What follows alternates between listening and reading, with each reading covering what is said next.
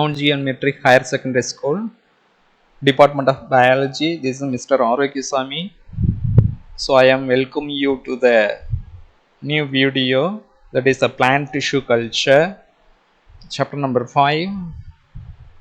So in the previous video we were discussing about laboratory facilities in tissue culture. So what are the laboratory facilities that we supposed to have in the tissue culture? Washing facilities இருக்கணும்னு சொல்லி discuss பண்ணியிருக்கோம். Class வயரை, அப்புறம் அந்த class வயரை வந்து try பண்ணுறதுக்கு அவன்ஸ் வந்து வேணும் அப்படின்னு சொல்லியிருக்கோம். Then medium preparation room is required. Then autoclave வேணும், electronic balance and pH meter. Then laminar air flow chamber இருக்கணும் அந்த லேபில். Then are the things that are required in the laboratory facilities. Then techniques of tissue culture la sterilization அப்படினா என்னன்னு பார்த்தோம். Sterilization என்ன? Sterilization is the technique employed to get rid of microbes such as bacteria, fungi in the culture medium and vessels and explants ல வந்து bacteria fungi இருக்க கூடாது. ஓகேவா? அதுதான் வந்து sterilization அப்படினு சொல்றாங்க.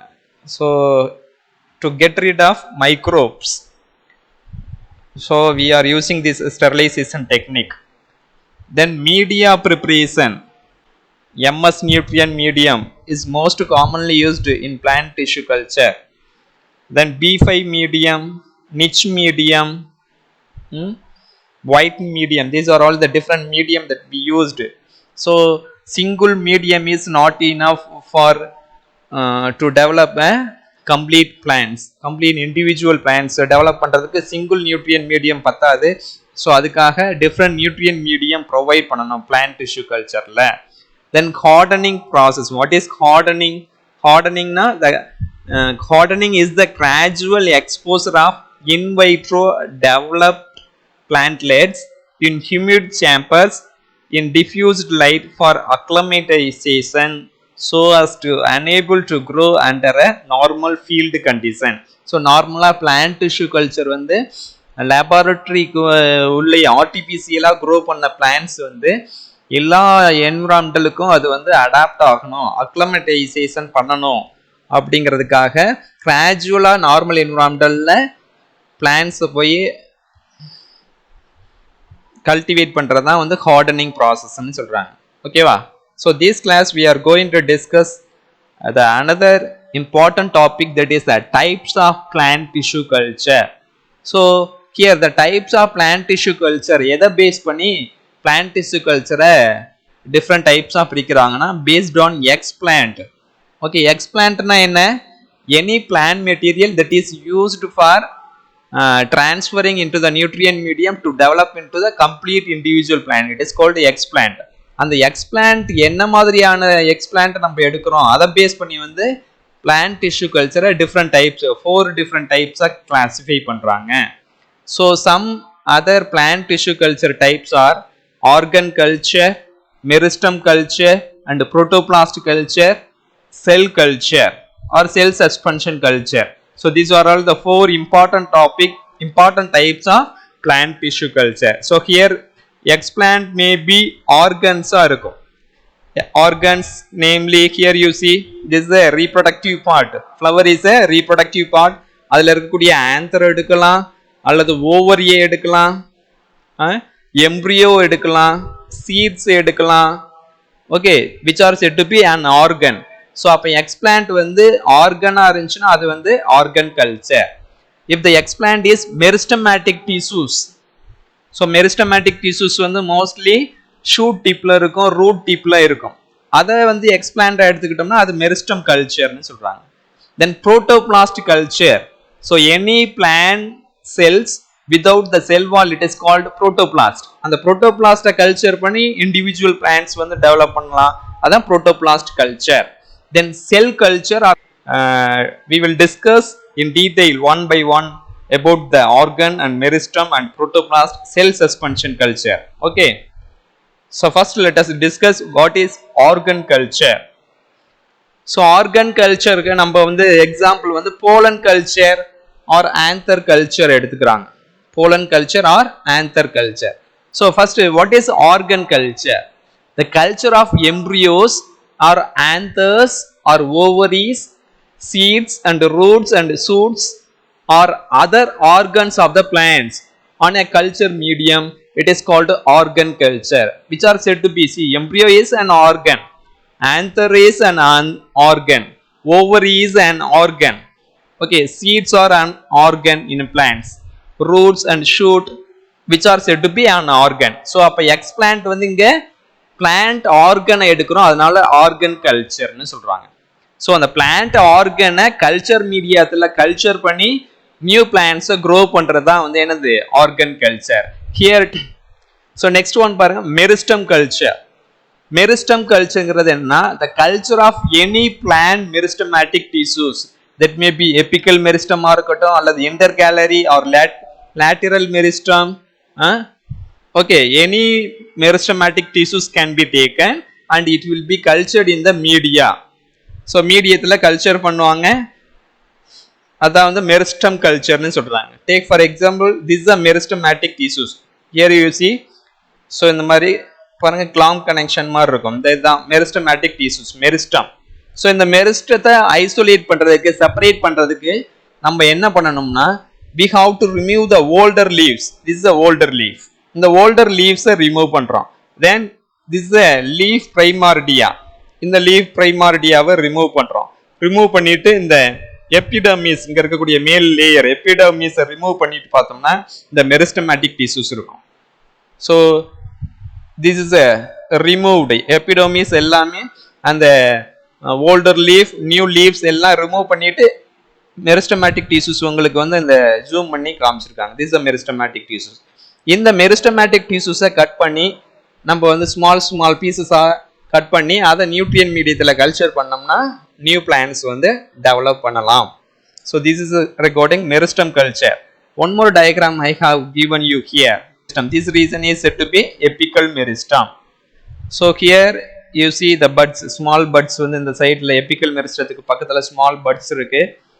then here you see this is a new leaf primordium. இதுல இருந்து தான் new leaves வந்து ஃபார்ம் ஆகும். this is a older leaf and here also buds, small buds are there. this is a older stem. okay, அப்ப வந்து எபிக்கல் meristem, நம்ம எபிக்கல் meristem வேணும்னா நம்ம என்னென்னலாம் பண்ணணும், we have to remove the older leaf primordia and we have to remove the new leaf primordia, then we have to cut the apical meristem, then apical meristems are isolated, then it is cultured into the nutrient medium as a result. so the third important types of plant tissue culture la pathana protoplast culture nu solluvaanga. protoplast culture. so what is protoplast? protoplasm அப்படிங்கிறது என்னன்னா, it is a cells without a cell wall. Okay, ஒரு செல் இருக்குன்னா அதை சுற்றிலும் வந்து plans செல் வந்து ஏன்னா செல் வாலால் ஆக்கப்பட்டிருக்கும். So அப்போ அந்த செல் வாலை மட்டும் ரிமூவ் பண்ணிட்டு அதுக்கு பட் அந்த செல்ஸை சுற்றிலும் செல் மெம்பரேன் அண்ட் பிளாஸ்மா மெம்பரேன் இருக்கும். ஓகேவா, செல்லை சரௌண்டிங்கில் செல் வாலை ரிமூவ் பண்ணிட்டா என்ன, அதுக்கு அடுத்த லேயராக வந்து cell membrane or plasma membrane will be there. ஓகேவா, ஸோ அதை தான் வந்து புரோட்டோபிளாஸ்ட்னு சொல்கிறாங்க. Using protoplast, it is possible to regenerate whole plants from single cells, also develop a somatic hybrid. அப்ப இந்த புரோட்டோபிளாஸ்டை யூஸ் பண்ணி பிளான்ட்ஸை வந்து ஹோல் பிளான்ட்டை வந்து ரீஜெனரேட் பண்ணலாம், ஒரு முழு தாவரத்தை வந்து மறுபடியும் உருவாக்கலாம். ஓகே, ஸோ அதை தான் வந்து somatic hybrid also can be developed. somatic hybridனா டூ டிஃப்ரெண்ட் புரோட்டோபிளாஸ்டஸ் வந்து ரீஜெனரேட் பண்றதுக்கும் இந்த புரோட்டோபிளாஸ்டம் ஹெல்ப் பண்ணும், as well as somatic hybrid வந்து ப்ரொடியூஸ் பண்றதுக்கும் இது ஹெல்ப் பண்ணுது. What are all the steps involve in protoplast கல்ச்சர்ல பார்த்தோம்னா, first step isolation of protoplast. How we isolate the protoplast, this is the first step. The second step fusion of protoplast. So ரெண்டு புரோட்டோபிளாஸ்ட்டை fuse பண்றாங்க, second step. Then culture of protoplast. So isolation of protoplast, a small bit of a plant tissues, ஒரு சின்ன tissues எடுத்துக்கிறோம், ஒரு சின்ன piece of plant tissues எடுத்துக்கிறோம், like a leaf tissues are used for isolation of protoplast. Leaf டிஷ்யூஸை எடுத்துக்கிறோம்னு வச்சுங்க. Okay, so அதை வந்து ஐசோலேட் புரோட்டோபிளாஸ்ட் ஐசோலேட் பண்ணுறதுக்கு leaf tissues, small leaf tissues எடுத்துக்கிறோம். The leaf tissue is immersed in 0.5% of macrozyme and cellulase enzyme. Okay, இந்த enzymes என்ன பண்ணும்னா செல் வாலை டைஜஸ்ட் பண்ணும். Okay, these enzymes will digest the cell wall, then dissolved in 30% of sorbitol and mannitol at pH 5.4. So அப்ப வந்து it is then incubated over a night at 25 degrees Celsiusல வந்து ஒரு night வந்து வச்சிடுறாங்க. 25 degrees Celsiusல வந்து என்ன பண்ணிடணும், புரோட்டோபிளாஸ்ட் எடுத்துணும், அதை வந்து இந்த 25 degrees Celsiusல வச்சு ஒரு நைட் ஃபுல்லா வச்சிருக்காங்க. After a gentle teasing of cells, so ஜென்டிலா மெருதுவா என்ன பண்றாங்கன்னா அந்த செல்ஸை வந்து அப்படி கிளறி விடுறாங்க. The protoplast are obtained. Now we got the protoplast, and these are then transferred to 20% of sucrose solution to retain their viability. அப்ப புரோட்டோபிளாஸ்ட் வந்து ஒன்ஸ் நம்ம செல் வாலை டைஜஸ்ட் பண்ணி அதை செப்பரேட் புரோட்டோபிளாஸ்டை எடுத்துட்டோம், அந்த புரோட்டோபிளாஸ்டை வந்து மோர் வயபிளா இருக்கணும் அப்படின்னா 20% ஆஃப் சுக்ரோஸ் சொல்யூஷன்ல வந்து பிளேஸ் பண்ணியிருக்கணும். The protoplasm must be transferred into the 20% of sucrose solution to retain their viability. Okay, viability means life ஸ்பேனை இன்க்ரீஸ் பண்றதுக்காக, அந்த செல்ஸோட லைஃப் ஸ்பேன், ஏன்னா அப்ப செல் வாலை ரிமூவ் பண்ணிட்டோம், அப்ப அந்த செல் வந்து இறந்துடாம இருக்கிறதுக்காக 20% ஆஃப் சுக்ரோஸ் சொல்யூஷன்ல இந்த புரோட்டோபிளாஸ்டை வச்சிருக்கோம். They are then centrifuged to get a pure protoplast.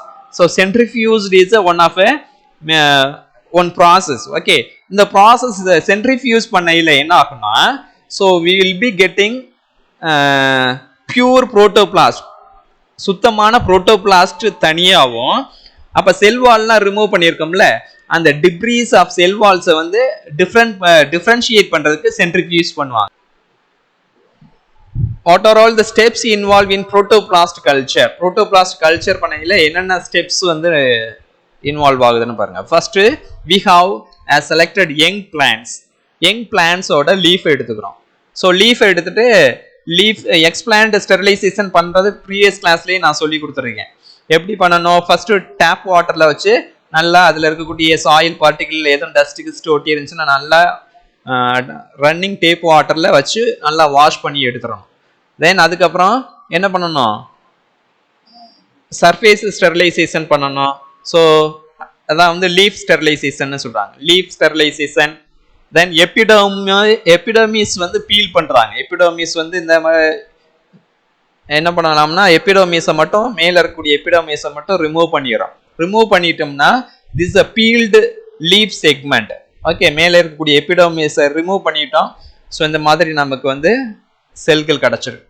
So அதை வந்து பிளாஸ்மலை, this cells are said to be plasmolysed cells, cells with enzyme mixture. இப்போ இந்த செல்ஸ் எல்லாம் வந்து என்சைம் மிக்சர்ல போடுறாங்க. என்னென்ன என்சைம்ஸ் அதுல போட்டிருப்பாங்க, that is a macrozyme, 0.5% of macrozyme and 2% of monocyclic cellulose enzymes இருக்கும்.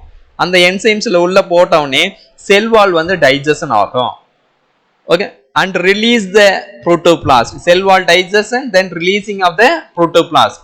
so இப்போ இந்த செல்களை எல்லாத்தையும் சென்ட்ரிஃபியூஸ், இதான் வந்து ஒரு கண்டெய்னர். ஓகே, இந்த கண்டெய்னர்ல பிளான்ட் செல்ஸ் எடுத்துக்கிறோம்.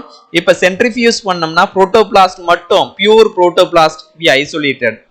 பாருங்க, டாப் லேயர்ல இருக்கக்கூடிய திஸ் அ பியூர் புரோட்டோபிளாஸ்ட், கீழே செல் டிப்ரீஸ் வந்து கீழே செட்டில் ஆயிரும். ஓகேவா? ஸோ ஃபைனலாக இந்த புரோட்டோபிளாஸ்ட், பியூர் புரோட்டோபிளாஸ்ட்டை மட்டும் செப்பரேட் பண்ணி நம்ம எடுக்கிறோம், isolated protoplast. These are said to be isolated protoplast.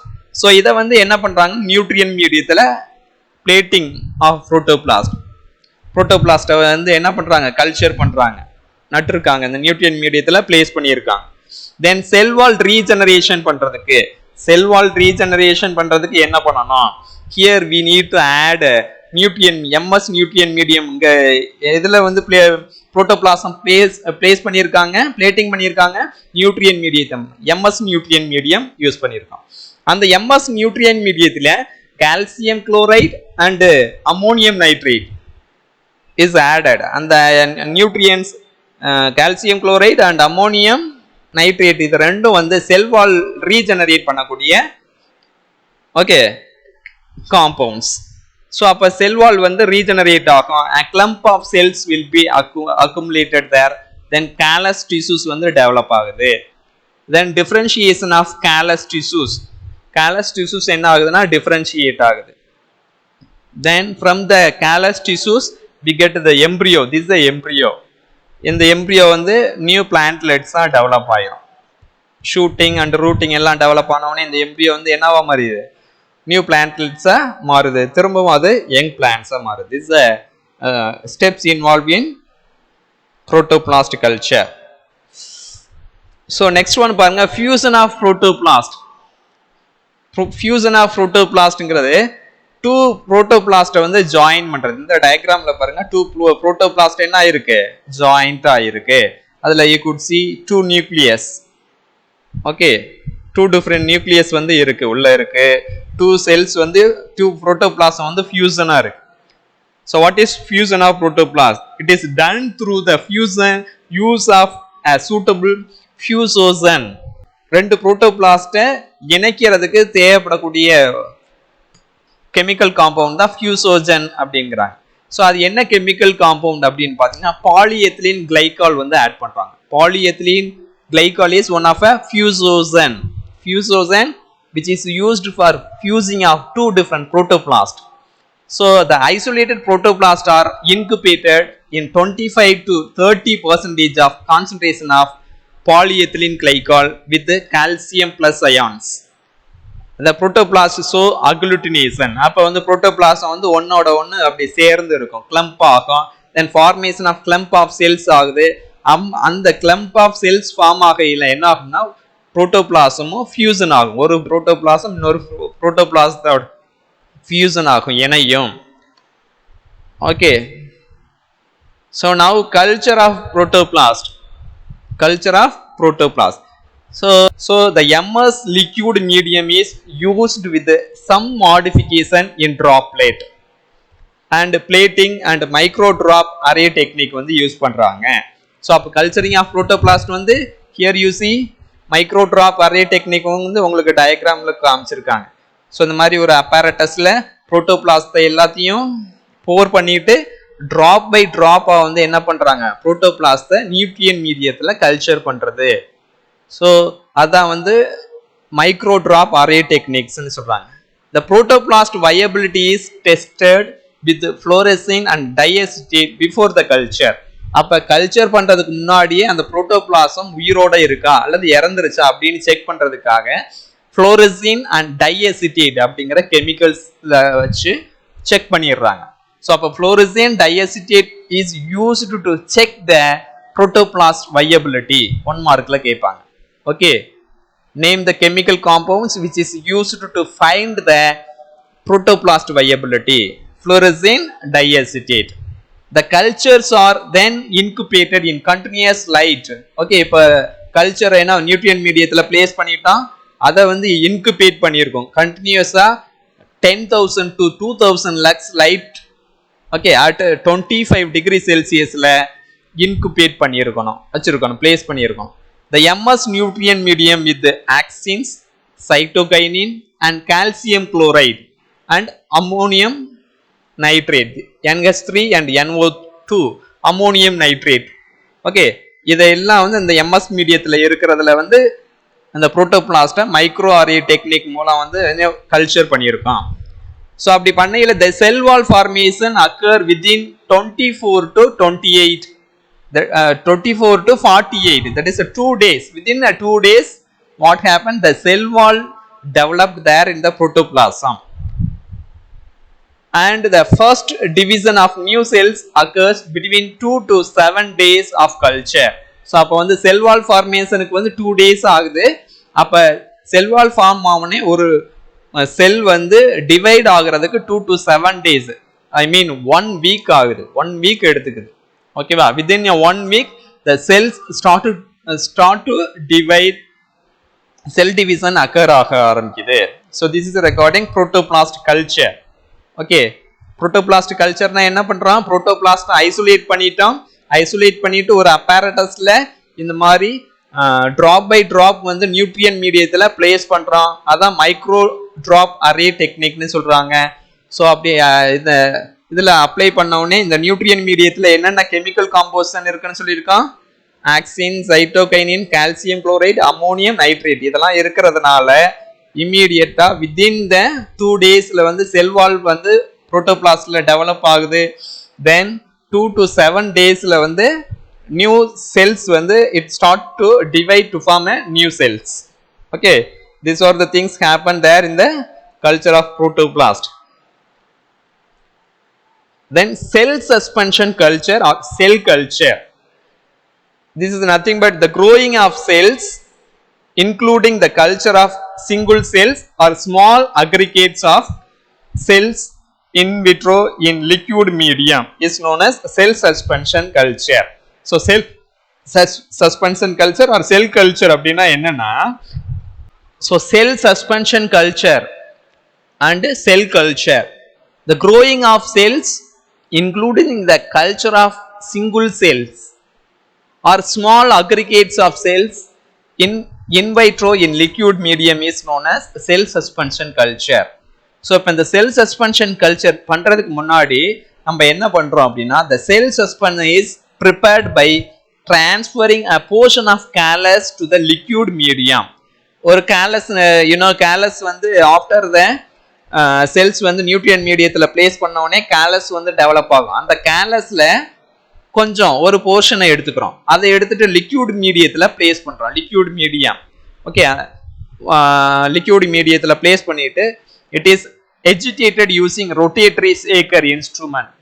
Rotatory shaker instrument வச்சு அதை அப்படி வந்து ஷேக் பண்ணாங்கன்னா கேலஸ் என்ன ஆகும்? சாஃப்டா தானே இருக்கும். ஒன்னொன்னு அப்படியே சின்ன சின்னதா செல்கள்லாம் உடஞ்சிரும். ஓகேவா? ஸோ அப்படி உடையில அதுல இருந்து ஒரு செல்லை எடுக்கலாம், அல்லது அப்படியே கொத்து கொத்தா இருக்கும்ல அந்த ஸ்மால் ஃப்ராக்மெண்ட்ஸ், அதான் ஸ்மால் அக்ரிகேட்ஸ் ஆஃப் செல்ஸ். அந்த செல்ஸை எடுத்து கல்ச்சர் பண்றதா வந்து cell suspension culture or cell கல்ச்சர்னு சொல்றாங்க. Can you understand how do we get culture the cell suspension culture? கேலஸை எடுத்து என்ன பண்றாங்க? It is transfer, a portion of callus is transferred to the liquid medium and agitated using rotatory shaker instrument. rotatory shaker instrument வச்சு நல்லா ஷேக் பண்ணாங்கன்னா callus வந்து small பீசஸா வந்து break ஆயிரும். அந்த பீசஸ்ல ஏதாவது ஒரு சிங்கிள் பீஸவோ அல்லது கிளம்பா இருக்கக்கூடிய அக்ரிகேட்டட் செல்ஸ் கூட எடுத்து இன்வைட்ரோ கல்ச்சர்ல க்ரோ பண்றதுதான் வந்து செல் சஸ்பென்ஷன் கல்ச்சர்னு சொல்றாங்க. புரியுதா? The cells are separated from the callus tissues and used for cell suspension culture. So cells என்ன பண்றாங்க? Cells are separated from the callus tissues and it is used for cell suspension culture. அந்த செல் கேலஸை தான் வந்து என்ன பண்றாங்க? Separate பண்ணி cell suspension கல்ச்சருக்கு use பண்றோம். Now selection of somatic hybrid cells.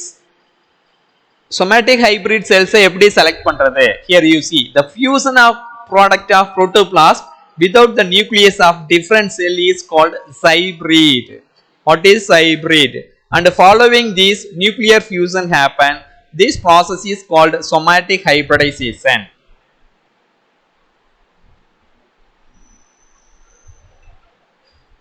See here, this is one protoplast and this is another protoplast. Protoplast A and protoplast B, which are having its own nucleus. Okay, its own nucleus is there. So when these two protoplasts fused, ரெண்டு protoplastையும் fuse பண்றோம். So fuse பண்ணையில cytoplasm வந்து என்ன ஆகுது? Cytoplasm of A and cytoplasm of B mixed there. இங்க ரெண்டும் வந்து mixer ஆயிரும். Then nucleus also, see nucleus வந்து என்ன ஆகுது? It start to fuse together. So ரெண்டும் என்ன ஆகுதுன்னா fuse ஆகுது. So அப்படி fusion ஆயிடுச்சுன்னா அதை வந்து somatic hybridனு சொல்றாங்க. somatic hybrid because two different nucleus of two different cells குரிய nucleus வந்து அந்த புரோட்டோபிளாஸ்ட்ல இருக்கிறதுனால இது somatic hybrid னு சொல்றாங்க. Suppose one of the nucleus, the loss of nucleus of B cells, so இந்த B cellsல இருக்கக்கூடிய nucleus என்ன ஆயிருச்சுனா loss ஆயிருச்சு. A புரோட்டோபிளாஸ்ட்ல உள்ள நியூக்ளியஸ் மட்டும் தான் இருக்கு அப்படினா அது வந்து hybrid னு சொல்றாங்க. Okay, it is called a hybrid. So hybrid na enna, the protoplasm without the nucleus of different cells. So two different cells வந்து fuse பண்ணியிருக்கோம், அதுல வந்து ஒரு நியூக்ளியஸ் disappear ஆயிருது and ஒரே ஒரு நியூக்ளியஸ் மட்டும் இருக்கு அப்படினா அது hybrid. Suppose ரெண்டு நியூக்ளியஸும் fusion ஆயிருச்சுனா அது somatic hybrid னு சொல்றாங்க. It is called a somatic hybrid.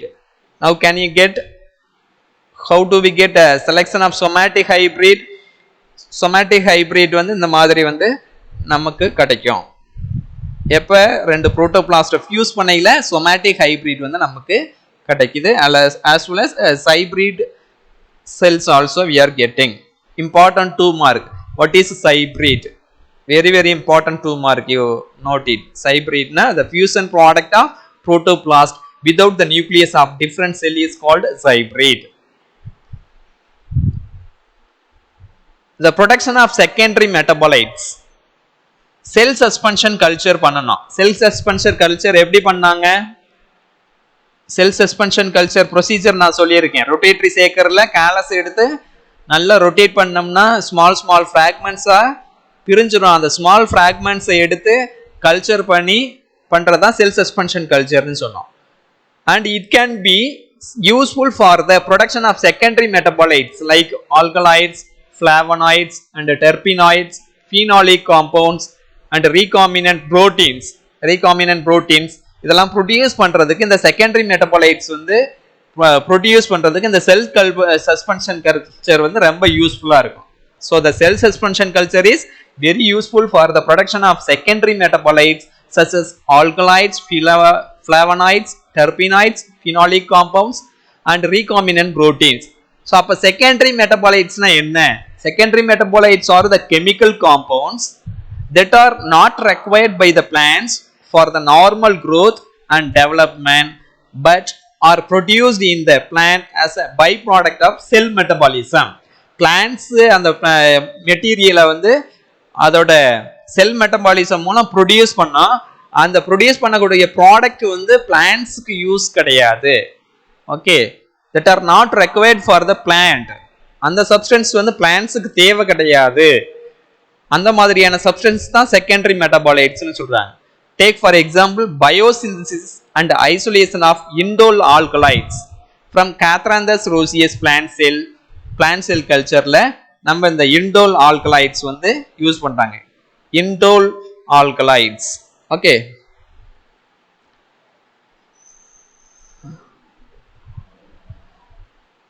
The process of production of secondary metabolites can be scaled up and automated using bioreactors. Bioreactor ஒரு on equipments. Okay, அந்த bio equipmentsல cell suspension culture பண்றதுக்கு ரொம்ப யூஸ்ஃபுல்லா இருக்கும். Bioreactor for commercial production, பொருளாதார ரீதியாக ஒரு பொருட்களை உற்பத்தி செய்யறதுக்கு இந்த bioreactor வந்து ரொம்ப யூஸ்ஃபுல்லா இருக்கும். Many strategies such as biotransformation அப்படின்னா என்னன்னா the transformation of readily available inexpensive precursor into more valuable product. Suppose நம்ம செல் சஸ்பென்ஷன் கல்ச்சர் பண்றோம்ல, அந்த செல் சஸ்பென்ஷன் கல்ச்சர் பண்ணக்கூடிய அந்த செல்ஸ்ல வந்து inexpensive precursor molecules, அது வந்து inexpensive ப்ராடக்ட்டை வந்து ப்ரொடியூஸ் பண்ணுச்சுனாலும் அதை வந்து மோர் வேல்யூபிள் ப்ராடக்டா வந்து மாத்துறது தான் வந்து bio transformation. Okay, cell suspension கல்ச்சர்னால ப்ரொடியூஸ் பண்ணப்பட்ட அந்த ப்ராடக்ட் அந்த பிளான்ஸ்ல இருந்து ப்ரொடியூஸ் பண்ணக்கூடிய ப்ராடக்ட் வந்து இன்எக்ஸ்பான்சிவா ரொம்ப கம்மியான மதிப்பு இருந்தாலும் மதிப்பு உள்ள பொருட்களை உற்பத்தி செஞ்சா அதை வந்து மோர் வேல்யூபிள் ப்ராடக்டா நம்ம மாத்துறது தான் பயோ டிரான்ஸ்ஃபர்மேஷன் சொல்றாங்க. Then elicitation the molecules which stimulate the production of secondary metabolites. So அப்ப வந்து அந்த செல் சஸ்பென்ஷன் கல்ச்சர் பண்ணையில அதுல ஒரு சில கெமிக்கல் சப்ஸ்டன்ஸ் நம்ம ஆட் பண்ணுவோம். ஸோ அப்படி ஆட் பண்ணி அந்த கெமிக்கல் சப்ஸ்டன்ஸ் என்ன பண்ணுதுன்னா it stimulate the production of secondary மெட்டபாலைட்ஸை வந்து ப்ரொடியூஸ் பண்றதை ஸ்டிமுலேட் பண்ணும். அதான் எலிசிட்டேஷன் ஆர் எலிசிட்டேட்டர்ஸ்னு கூட சொல்லுவாங்க. Then immobilization have been used to make a cell suspension culture.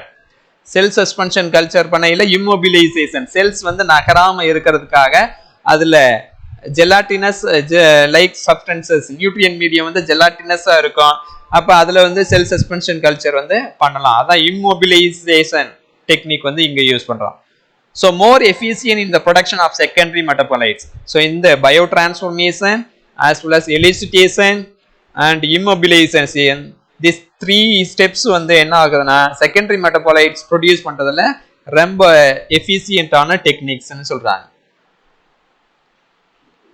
Few examples of industrially important plant secondary metabolites. Here you see secondary metabolites, plant sources and uses like dicogen, digitalis purpurea, நீல புகையிலைன்னு சொல்லுவாங்க. From which we get a cardiac tonic. Cardiac tonic means heart failure. Heart failure அதை வந்து cure பண்றதுக்கு டைகோஜின் அப்படிங்கிற ஒரு chemical properties வந்து use ஆகுது. எதுல இருந்து எடுக்கிறோம்? digitalis purpurea. Dicogen is one of the secondary metabolites, so which is used to cure the cardiac tonic. Heart failure வந்து கியூர் பண்றதுக்கு இந்த dicogen secondary metabolite is used. Then codeine. Codeine is one of alkaloids which is obtained from Papaver somniferum, கசகசா. Okay, இந்த கசகசாவில இருந்து கோடின் அப்படிங்கிற ஒரு alkaloid எடுக்கிறாங்க. இந்த ஆல்கலாய்டு என்ன பண்ணுதுன்னா அனல்ஜெசிக் பெயின் ரிலீவரா யூஸ் பண்றாங்க. கோடின் is an alkaloid which is used from prepared from the Papaver somniferum, used as a analgesic pain reliever. Then capsaicin. Capsaicin is an alkaloid obtained from the capsicum annum. Capsicum annum is a scientific name for மிளகாய். Okay, அதுல இருந்து capsaicin அப்படிங்கிற ஒரு alkaloid எடுக்கிறாங்க. அது வந்து romantic pain treatment, maybe joint பெயின்ட்டா இருக்கட்டும், நீ பெயின், இதுகளுக்கு வந்து யூஸ் ஆகுறதா இந்த capsaicin அப்படிங்கிற alkaloid. Then vincristine. Vincristineங்கிறது it is one of alkaloids.